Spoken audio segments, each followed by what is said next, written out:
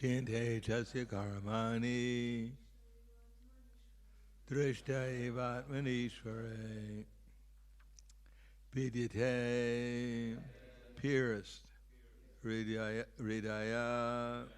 heart granti knots chidyante cut to pieces sarva all samshaya misgivings shiyante terminated Sha and asya his karmani chain of fruitive actions drishyate having seen eva certainly atmani unto the self ishvare dominating. Translation and purport by His Divine Grace A.C. Bhaktivedanta Swami Srila Prabhupada. Thus the knot in the heart is pierced, and all misgivings are cut to pieces. The chain of fruitive actions is terminated when one sees the self as master. Please repeat. Thus the knot in the heart is pierced, and all misgivings are cut to pieces. The chain of fruitive actions is terminated when one sees the self as master.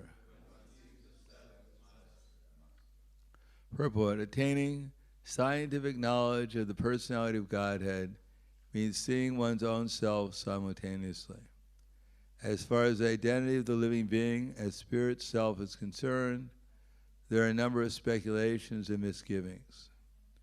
The materialist does not believe in the existence of the spirit self, and empiric philosophers believe in the impersonal feature of the whole spirit without individuality of the living being.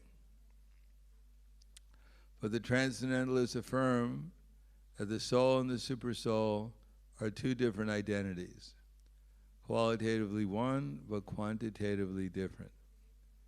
There are many other theories, but all these different speculations are at once cleared off as soon as Sri Krishna is realized in truth by the process of bhakti yoga. Sri Krishna is like the sun, and the materialistic speculations about the absolute truth are like the darkest midnight. As soon as the Krishna sun is arisen within the heart, the darkness of materialistic speculations about the absolute truth and the living beings is at once cleared off. In the presence of the sun, the darkness cannot stand, and the relative truths that were hidden within the dense darkness of ignorance become clearly manifested by the mercy of Krishna, who is residing in everyone's heart as the Supersoul. In the Bhagavad Gita 10:11, the Lord says that in order to show special favor to His pure devotees, He personally eradicates the dense darkness of all misgivings by switching on the light of pure knowledge within the heart of a devotee. Therefore, because of the personality of Godhead's taking charge of illuminating the heart of His devotee, certainly a devotee engaged in His service in transcendental love cannot remain in darkness. He comes to know everything of the absolute and the relative truths. The devotee cannot remain in darkness, and because the devotee is enlightened by the personality of Godhead, his knowledge is certainly perfect. This is not the case for those who speculate on the absolute truth by dint of their own limited powerless approach. Perfect knowledge is called parampara, or deductive knowledge coming down from the authority to the submissive aura receiver who is bona fide by service and surrender.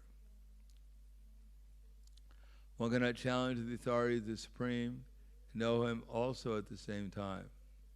He reserves the right of not being exposed to such a challenging spirit of an insignificant spark of the whole, a spark subjected to the control of the illusory energy.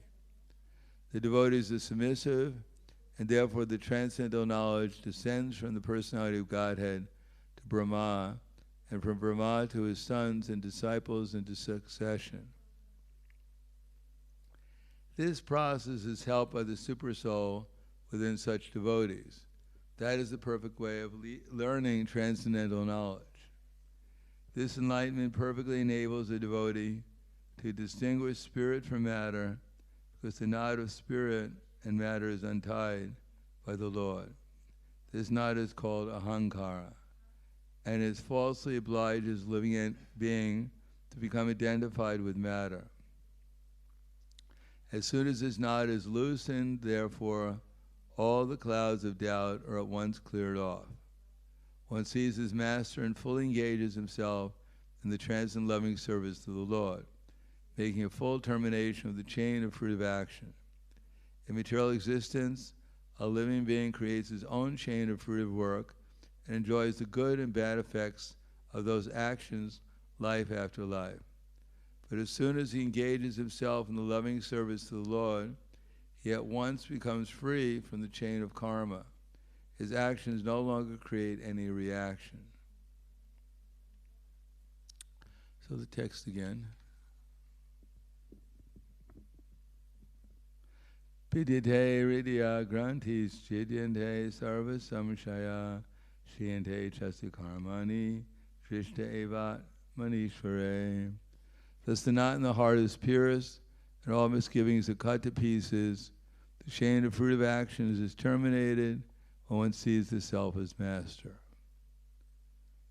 Namo Vishnu Padaya Krishna Prasthaya Bhutale Srimate Bhaktivedanta Swami Namane Namaste Saraswati Deve Gauravani Pracharane Nirvishesha Srinivadi Paskadyade Siddharane.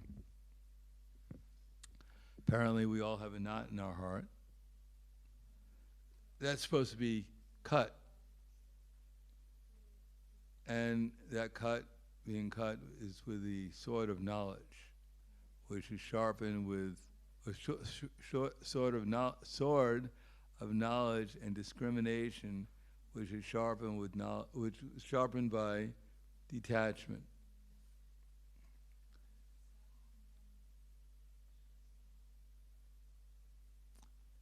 In other words, the perfection of life is to get free from the false ego. And the false ego can only be gotten rid of by following the process of Krishna consciousness, which Krishna has explained in different ways in the Bhagavad Gita, beginning with explaining in the 10th chapter, as mentioned here, of the Bhagavad Gita, that either we are conscious of Krishna or we're forced to become conscious of the illusory energy. As soon as we forget Krishna, then at once the illusory energy puts us in Maya. Of course, if we're already in Maya, we don't notice it, that we're being put into Maya, because we're already in Maya. But when one makes an attempt to become conscious of Krishna, one notices at first one becomes proud that now I am conscious of Krishna. That's called Utsahamayi. I stand above everyone because I'm actually conscious of Krishna, and I look around and everyone else is in Maya. And then one notices Gana Tarala, that sometimes I'm conscious of Krishna and usually I'm not. Because Krishna Bahirmuga Bhogavansha Tare Nikatasta Tare Japatiya Dare. That as soon as we turn our face or our consciousness outside of Krishna consciousness, then at once Maya puts us into Maya. So then one begins to notice that sometimes I'm conscious of Krishna and usually I'm not. But that doesn't worry most people, because still one is proud. At least I'm sometimes conscious of Krishna. Therefore I'm above everyone else. And then the next stage is Viyuda Vikalpa. When one becomes a little bit more serious, then one starts realizing that my whole life is full of speculation. That's all I'm doing during the day and night is just speculating. Do I want this or do I want that? Do I want to go here? Do I want to go there? Do I want to do this or do I want to do that? We think we have endless choices in this material world how to gratify our senses and our desires. So viyuddha vikalpa, viyuddha means a war against excessive speculation. One realizes I must make some decision. Should I get married and live a happy, peaceful household life? Or should I renounce everything and go to Vrindavan and make my life success? But if I go to Vrindavan, who's going to pay for the ticket? So maybe I should find a good collector, marry her, and we both go there together. But if I do that, what am I going to do in Vrindavan? I'm going to have to take care of my family. So maybe I should learn how to collect Lakshmi and go there by myself and make my life perfect. But if I go there, maybe I'll become lonely and I'll think about my past. So one spends one's whole life speculating.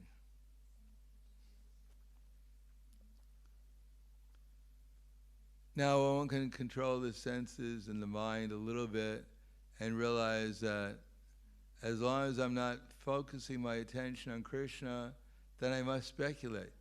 There's nothing else to do but to speculate. Either I'm in the present in consciousness of Krishna, or I'm speculating about the past and the future. That's my choice. So then Vishaya Sangara,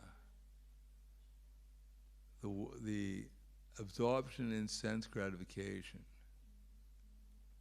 So one stops speculating, but one cannot avoid the temptation for sense gratification. One doesn't think, do I want this or do I want that? One thinks, well, let me go for that. Or let me renounce that. So one is not speculating, one is simply absorbed either in sense gratification or in renunciation. But either way, one is forgetful of Krishna. One thinks, now it's Ekadasi, I'm fasting, I'm the best of all the devotees. All these other sense gratifiers in the temple were eating prasadam on Ekadasi. So I'm special. Because I'm renounced. And I only have 23 hours left. You don't understand what renounce means?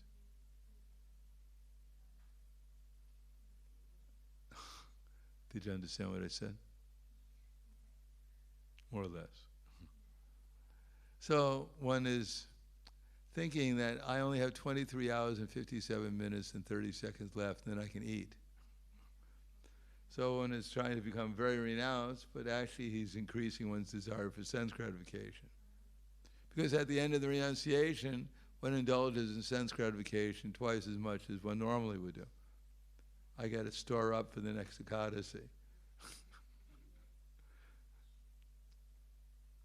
So then one realizes after hearing for years about Krishna consciousness that I have to regulate my senses.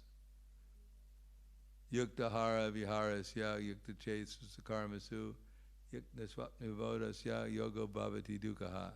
Nadyasnatasti yogosti, na chaikandamanashnata, na chaiti swapnashilasya jakato narvacharjana.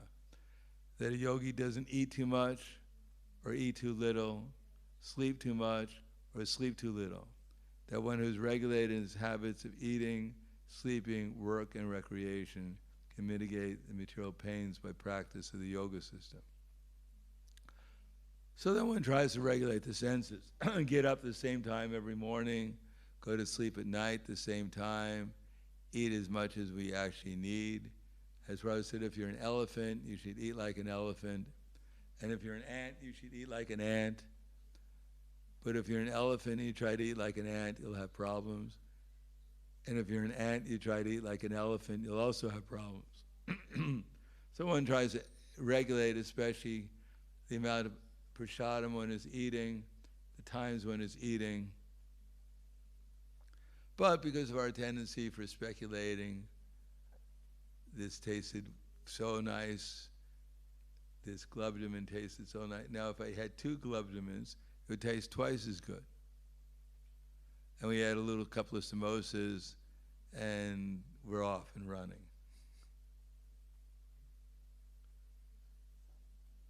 So due to our tendency to speculate and our desires for sense gratification, we find it increasingly difficult to maintain regulation.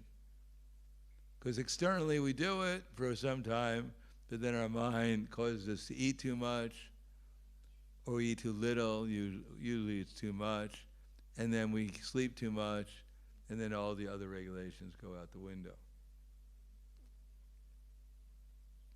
But if one is able to conquer the mind and the senses, as Krishna says, udarad atmanatmanam, atmanam avasarayat, atmaiva yatmano bandura, atmaiva ripur atmanaha. Then a man has to elevate himself by his own mind and not degrade himself. That the mind is the friend of the conditioned soul and his enemy as well. For one who has conquered the mind, the super soul is already reached, for he has attained tranquility. To such a person, happiness and distress, heat and cold, honor and dishonor are all the same. In other words, until we actually concentrate our minds consistently in Krishna consciousness, then it's impossible to conquer the mind and the senses. Because as long as we're not conscious of Krishna, we have this big false ego. Or maybe we're tiny, so we have a little false ego. We have a false ego. And the false ego will demand that we gratify our senses and we speculate. Because the false ego, as soon as we acquire a false ego, that's all we can do is speculate for sense gratification. So as soon as we forget Krishna, then we acquire a false ego, and as soon as we have acquired a false ego, we forget Krishna.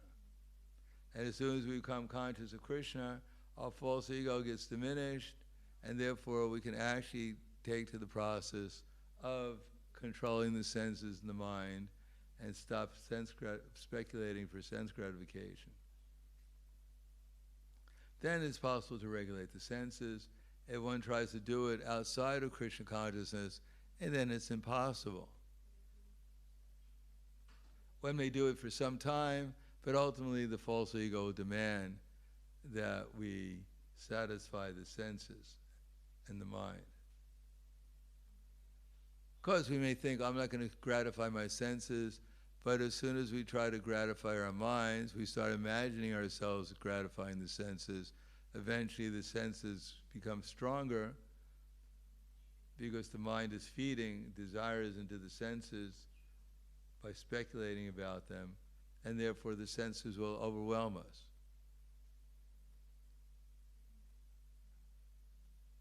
So as long as we're dreaming about, as long as we're in the false ego, dreaming about sense gratification, we'll be forced to have sense gratification by the demands of the senses. We may think, I'm powerful, I'm strong, I'll never... The typical brahmachari who sees a Mataji and says, never. And all he's doing is thinking about the Matajis all day long. So he's feeding into his desires, the desires get stronger and stronger, and his false ego is growing, never, never. It's like Rajneesh.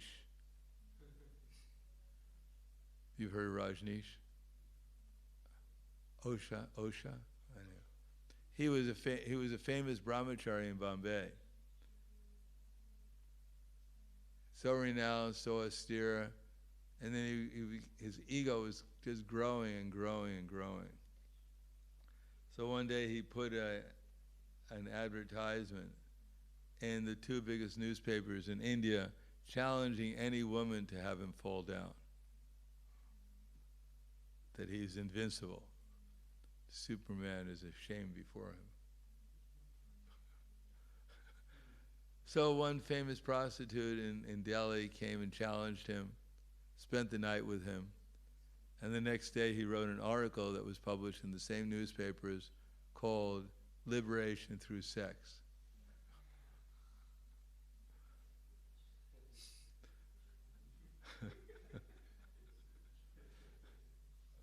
So if one is not conscious of Krishna,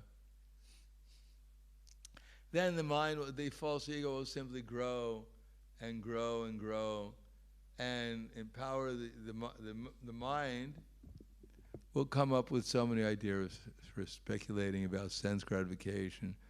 And although with the false ego one may try to restrain the senses from their objects, because one may think one can also have a false ego of being a great heroic brahmachari. You can have a big false ego, I'm Casanova, or I'm Romeo, or I'm a playboy. Or one can have a false ego of being an austere brahmachari also. And that lies outside of Krishna consciousness. Whether one is a brahmachari or a playboy, it's all false ego. Without consciousness of Krishna, it is all illusion. And therefore, one's false ego, as it grows, so the strength of one's material desires will also grow with it, will accumulate. And then one will be forced, after some time, to recognize that one is simply under the control of the mind and the senses, being under the control of the false ego. And generally speaking, most people can't do anything about it, or they just accept it. Or as Krishna says very succinctly in the Bhagavad Gita, Janma karma chime divyam evam yoveti tatvataha tyaktva deham punarjanma naiti mam eti sarjana. That one who knows the transcendental nature of my appearance and activities does not take birth again in the material world, but attains to my supreme abode. So we're trying to absorb our minds in Krishna. And by doing so, we're protected from all the different conceptions of the false ego, which are unlimited. There's unlimited conceptions. But in the next verse, Krishna gives 3 principal conceptions, as Prabhupada gives in the purport here. Vita raga bhaya krodha manmana manmaya maya pashitya bahava jnana tapasa putamad bhavam agata.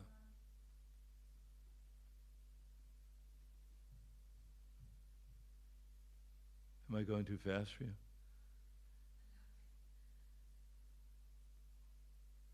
Okay. Should I go slower? Yeah. Okay, good. So, vita raga bhaya krodha. So, what accumulates in the mind is raga, krodha, and bhaya. So these are the principal material consciousness. Rag means the material desire. So everyone wants to be happy, and there is happiness in the material world, but it's compared to one drop in a desert. Still, one drop in a desert is something. And therefore, if that's the only thing available, of course we'll take it. And that's what the whole material world is advertising. Here's a drop, and we're selling it for a cheap price today, half price for your drop. So people think, well, it's a bargain. I work 40 hours a week, and I get a drop, and it's half price today. So this is a deal. That's called raga. So much advertisement. The Himalayas, they're rumbling. Everyone's all the residents of the forest. They're coming to find out what the Himalayas are going to give birth to. So much noise, so much shaking, earthquakes, and finally a mouse runs out. So the material world is so much, or as William Shakespeare says, much ado about nothing. So much advertisement, so much manufacturing, so much endeavor, and ultimately it's this punak punas charvana. It's the same thing, but raga will force us that it's something, at least you're getting a drop rather than nothing. But then the drop, after some time, so much work, we get frustrated. Anger. Why only a drop? I deserve more. And then we're working hard and hard, we're frustrated, angry, and then we're fearful. what's going to happen to me? I did so many things to get these drops. I'm going to get so much reaction. People hate me. So one is absorbed in the material concept of life. One realizes my body can't even get a drop anymore. It's getting old and feeble. I'm going to die. I might even die. Some people like me even die. It's how is this possible? So fearfulness. Vita, raga, bhaya. So what does this lead to? It leads to different states of consciousness. Rag leads to the consciousness that there's nothing beyond this material world, and I got to work hard for my sense gratification, or else I'm going to lose out. So one can't see anything beyond the material world and the opportunities for sense gratification. And then one becomes fearful that one hears that actually I'm a soul, and that I may have to suffer reactions for my activities. That it's not a free it's not just a game here we're playing, it's serious. That there's consequences for everything I do, and then I'm a soul. But if I'm a soul, then what does the soul do? If it does the same things I'm doing now, then if I'm eternal, if I go back to the spiritual world, whatever it is, the spiritual world, I hope there's nothing going on there, because otherwise I'm going to be eternally suffering like I am here. So one is fearful that I'll go there, I'm going to merge in Brahman, I'm just going to become a light, sit there forever doing nothing. No Sunday feast, no Facebook, nothing, just sitting there in the light. Or I go back to the spiritual world and I have a rasa with Krishna. I'm a dishwasher forever. Everyone else is dancing with Krishna, enjoying the feast, the music, and I'm back in the kitchen washing the dishes forever. And because the prasadam is so good, there's never anything left on anyone's plate, so I don't even get any remnants. I'm just in the kitchen forever hungry, washing dishes. So we were afraid I'm going to go back there, or I've discovered my rasa is a blade of grass. And my service is everyone steps on me forever. As soon as I stand up, the next person comes and pushes me down. This is my rasa. So then one thinks, well, actually, maybe there is no spiritual world. Maybe there is, ultimately, when I leave this body, there's nothing. I just merge into nothingness, and therefore my whole existence is just a waste of time. Complete frustration. So these are the states of consciousness. Bhaya, the fear that everything is just useless. Raga, that no matter what I do, I just get the same amount of sense gratification. Krodha, the frustration, or actually bhaya. Krodha is the frustration over the conception of void. Raga is the desire for sense gratification. And bhaya is fearfulness of a personal spiritual identity.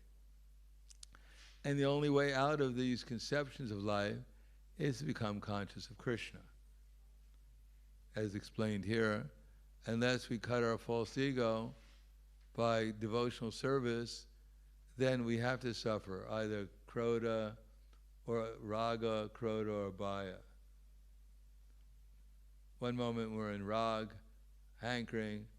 Next moment we're in krodha, frustration. Oh, that my desires are never really fulfilled. And then bhaya. At the end, I'm just going to become nothing anyhow.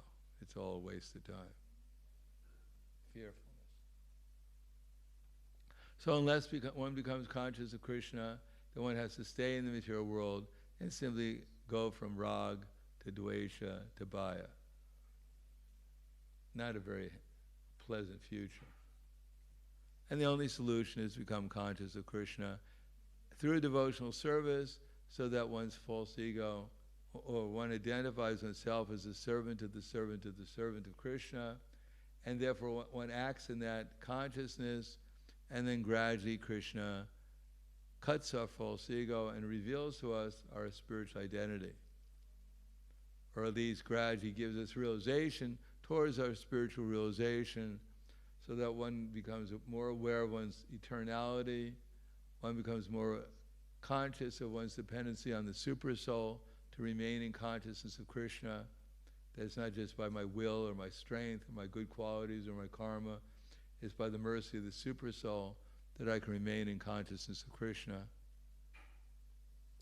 And then one can actually realize Krishna reveals himself as the all-attractive Supreme Personality of Godhead, and devotional service becomes spontaneous rather than just a force of desire and will.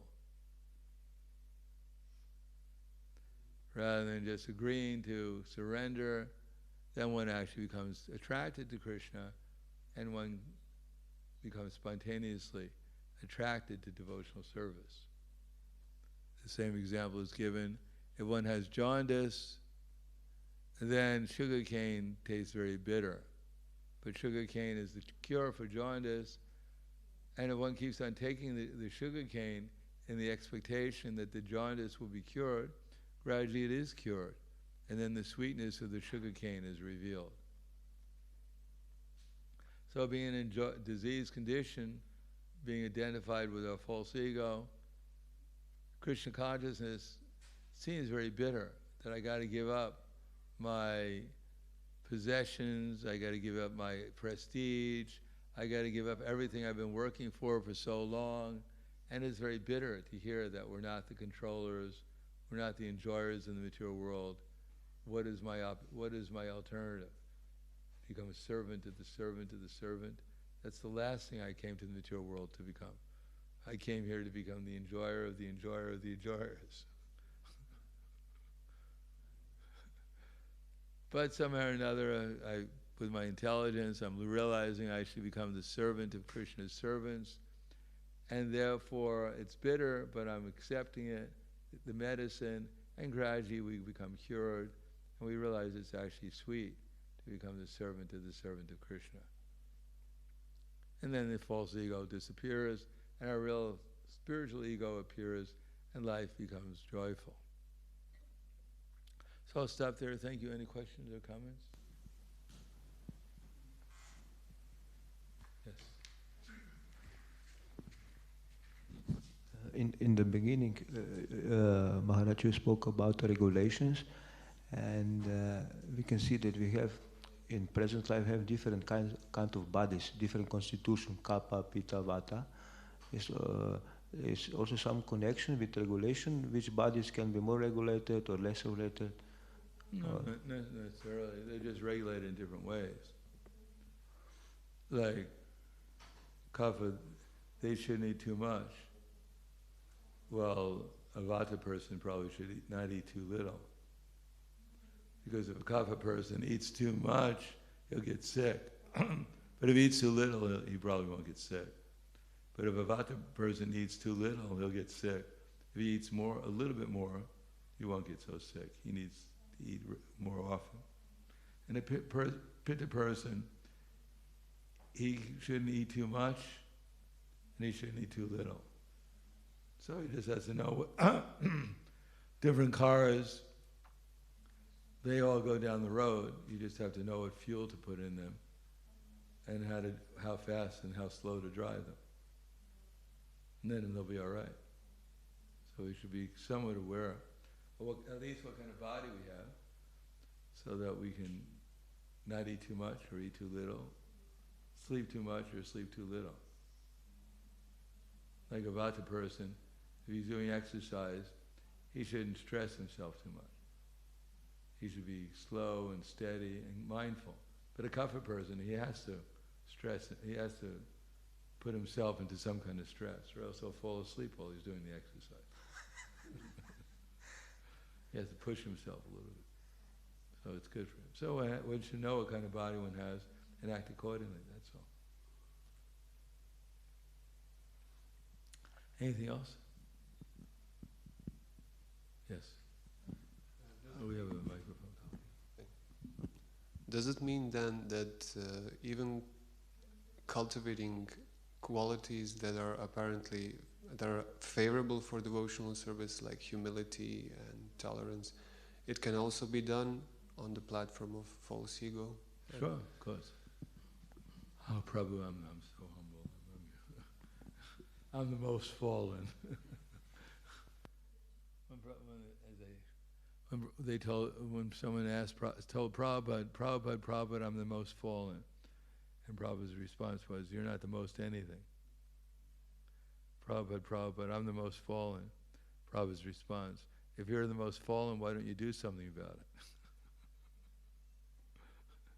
Yes, of course, everyone is. In the absence of Krishna consciousness, it's all artificial. It's all pretension. It's all part of the false ego. Now we become Krishna conscious, yasyasti bhaktir bhagavata kinchana savargunas tatra samasate sara hara bhaktasi gato mahagunan manorate nasati davatopaya. When we actually become conscious of Krishna, then naturally all the good qualities of the demigods come. By the grace of Krishna and his devotees. Our natural qualities are uncovered. But then everyone has all good qualities by nature. So it's by submission, service, and inquiries that we, by the mercy of Krishna and his representatives, and naturally our nature is uncovered in association with Krishna and his devotees.